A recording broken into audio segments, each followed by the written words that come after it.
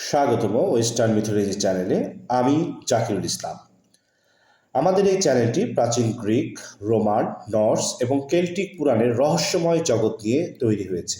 এখানে আপনি জানতে পারবেন সেই সব বীর, দেবতা এবং কিংবদন্তীদের চরিত্রের কাহিনী যাদের গল্পগুলো যুগ যুগ ধরে মানব সভ্যতাকে প্রভাবিত করেছে। আজকে পাশ্চাত্য পুরাণের যে চরিত্রটি নিয়ে আলোচনা করব সেটি হচ্ছে অ্যাজাক্স।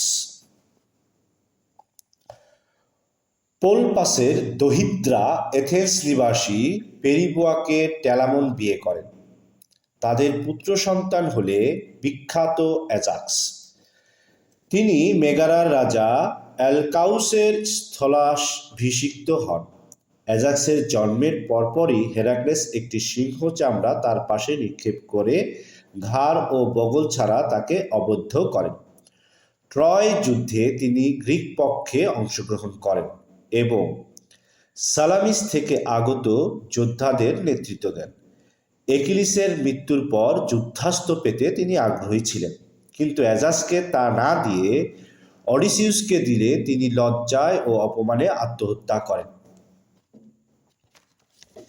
এই ধরনের আরও আকর্ষণীয় ভিডিও পেতে এখনই আমাদের চ্যানেলটি সাবস্ক্রাইব করুন।